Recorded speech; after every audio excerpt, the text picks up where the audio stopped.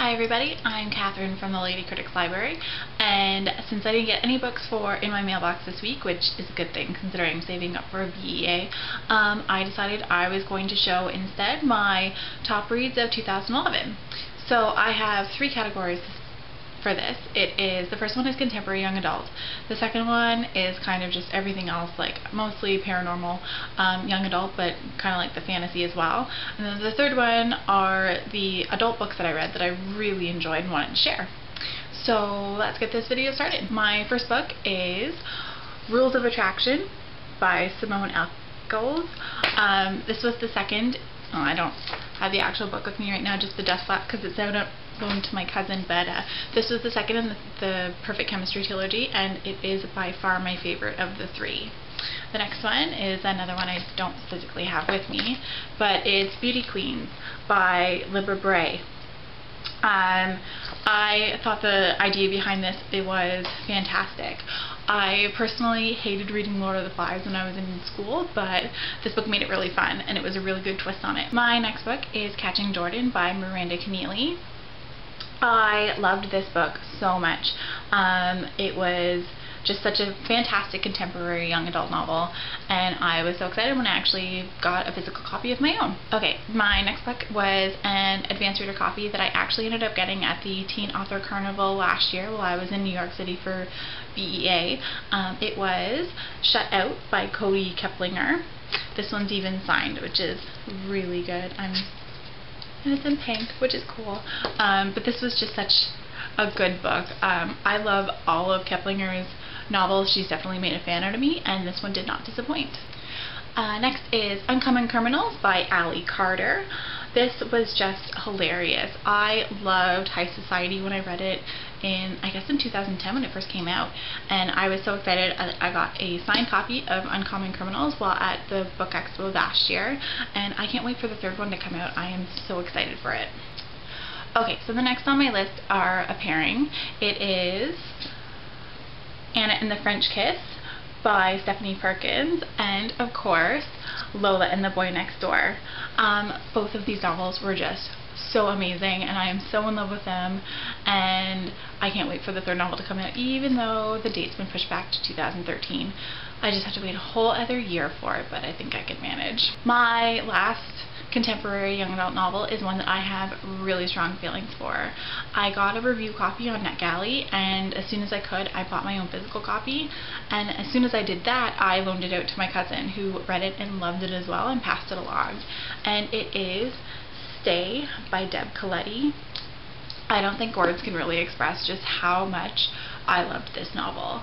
If you haven't read it, you really should. It's just, I have dealt with so many girls like this, and it was so amazing to see such a positive outcome come from it. Ruining the book for you if you haven't actually read it, but yeah, go out and get it from the library or buy it or find it online, you know, at a lending library online, and just read it as soon as you can, because it's just that good. On to my more paranormal fantasy sci-fi books that I chose. The first one is Rage by Jackie Morse Kessler. This book was so amazing. The subject matter of being a cutter was one that I had never really read before in young adult literature, and I didn't know a great deal on the subject matter, but it was done so beautifully, and I loved her first book, Hunger, as well, and I really can't wait for Lost, which is the third book to come out, and it should be coming out sometime this year, as long as I'm not mistaken. I'm pretty sure advanced reader copies are going out, so yeah, definitely sometime this year, and I can't wait to get my hands on a copy of it either. Second for the non-contemporary is, of course, Obsidian by Jennifer L. Armentrout. I don't think I need to express just how amazing this book is, and the main character is a book blogger, which just makes it that much better, and it's like Roswell, and I love Roswell. The next two books that I have are both mermaid sea creature books. The first one is Ripple by Mandy Hubbard. I have such a strong, I don't even know how to put it, like just a strong feeling of Mandy Hubbard. She published her books first online on fictionpress.com, and it's just, her books are just so fantastic. I mean, I really need to read Pride and Prejudice, but she's definitely made a fan for life out of me. Mermaid book number 2 is Fins Are Forever by Tara Lynn Childs. I almost said the first book's title instead.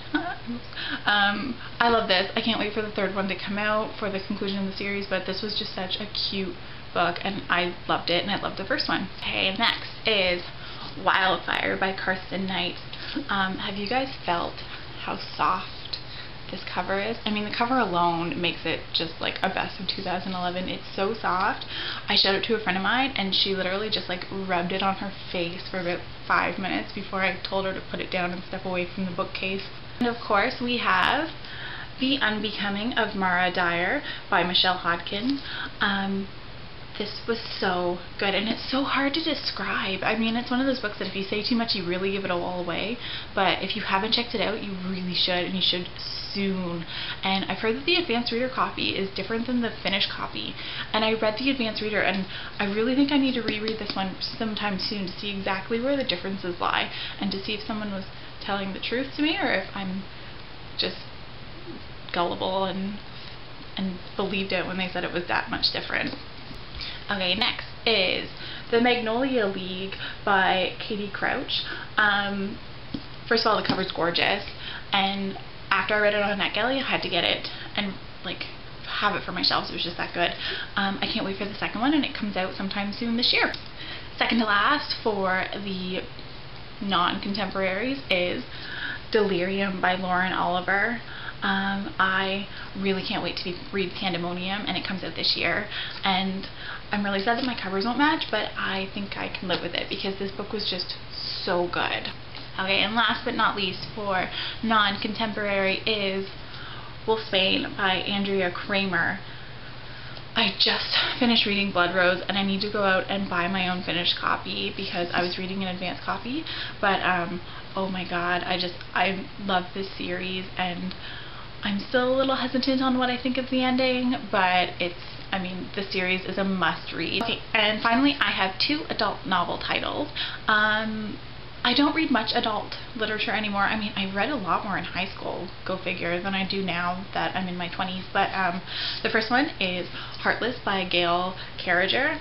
Oh my god, I love this series. I mean, this series is funny, and it's smart, and it's just a great take on steampunk, and I love reading it. I actually have Timeless pre-ordered on the Book Depository already, and I'm counting down the days until it gets sent to me. I am just that excited to read it. Okay, and last but not least, for my best books of 2011 is the only book I think I can ever describe as being dry and have it a positive thing, and that is Feed by Mira Grant. I got a chance to meet her at BEA last year and get a signed copy of Deadline, which is the second book in the series and somewhere up here on my shelf. But no, this book was, I don't even know, like, it was such an intelligent take on the zombie apocalypse. And it had pretty much everything. I mean, like, it had zombies, it had mystery, it had political views, it had, oh my gosh, a little bit of romance. There was this fantastic brother-sister relationship. I mean, I laughed and I cried and I screamed and I cowered in fear while reading this book. It really has it all. And it's one that I would recommend to anyone who wants a good zombie read that is different than pretty much everything they've ever read so far. And if you want something that it's not young adult, because the characters are older than that, but I guess you could describe it as being more new adult than actual adult. But I mean, it was just so good. You should really check it out if you haven't. I have 2 books that I don't physically own to show you that I want to add as definite honorable mentions. The first one is Forbidden by Tabitha Suzuma.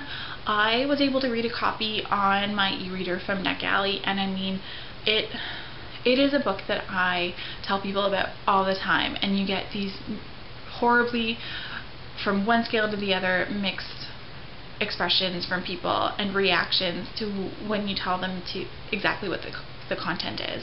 And it's just, I think it's one of those books that, especially if you want to be out of your comfort zone, you should really try it, because it's beautifully written, it's beautifully done, and it's just, it'll break your heart into a million pieces, but it's so good.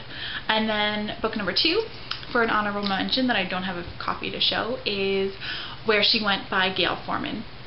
I do actually have If I Stay in paperback somewhere behind me on my bookshelf, and I want to get Where She Went in paperback as well so that they match, which is why I don't have a copy yet. It's not that I don't want to buy it, it's that I haven't had a chance to get the format I want. So I'll definitely be buying it as soon as it does come out in paperback, but it's just, it was another book. It made me cry so much, and it was just so well done and so beautifully written, and I love both of her books, and I can't wait to read more by her. That is all for my best books of 2011. Hopefully I don't have to edit this video too much for time constraints, but thanks for watching, and hopefully next week I'll have some books to show you for in my mailbox. Fingers crossed that we get Blood Rose in at work and I'll be able to buy it with my discount. So okay, until sometime soon, maybe next week, hopefully, and maybe in the next couple weeks to come, I will see you then. And yeah, happy reading, everyone. Bye.